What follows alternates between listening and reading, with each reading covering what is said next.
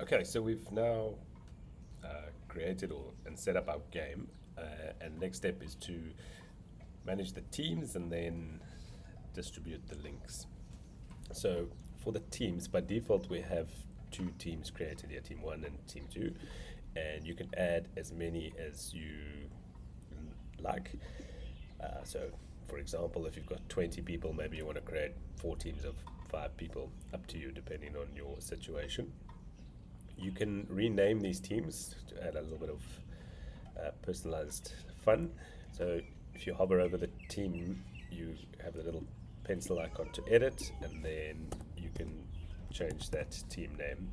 Note you have to push enter to actually save the name. So it's a common mistake made. So I'll show you an example where I don't do that.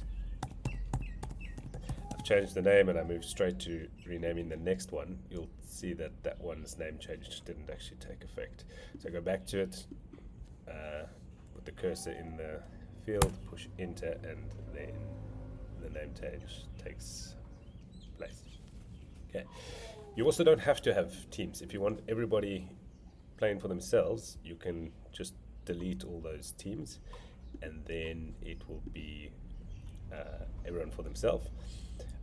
When you do have teams, note that there will be, and for each team there will be an individual score, and then the team score will be an average of all the individuals. So you do kind of get the best of both. You get the best individual, and then you also get a team score, which adds a little bit of a different kind of game dynamic. So choose the setup that you think will fit best for your intended game. Okay, so we've set up and renamed our teams. For a live game, most likely the people will join the game by scanning the QR code that will be up on the projected screen, which I'm going to show you later. For a self-paced game, if it's not scheduled, like they've never actually played another game before, you need to get that link to them, and that's going to live under this share links drop down. So I'm going to go through all the different links options. Okay, so the first one is a copy live screen link. This is a link to the projected screen that you might share in a live game. So an example scenario is you've set up a game and you're in a conference room and there's a different laptop that is connected to the big projected screen. You can copy this link, send it to that laptop, and that laptop doesn't need a Kunjani account. Anybody can use that link directly and follow the game on the big screen.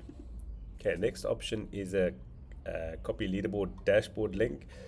This is basically a live version, a real-time version of the leaderboard that you can send to all your attendees so they can track themselves versus the rest of the cohort.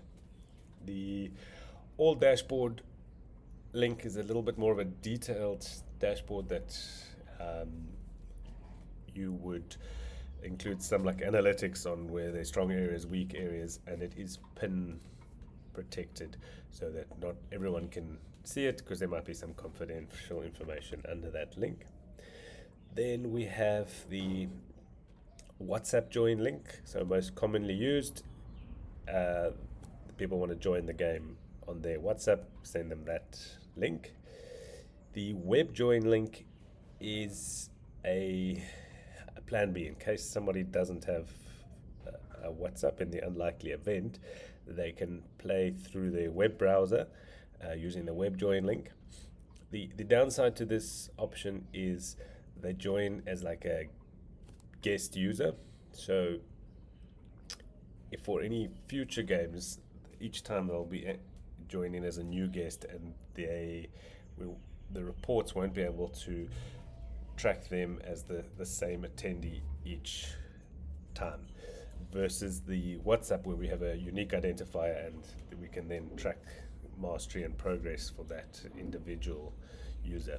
So this is really just in case of emergency they don't have a WhatsApp number, but you still want them to be able to interact with the game then you can use the web join link.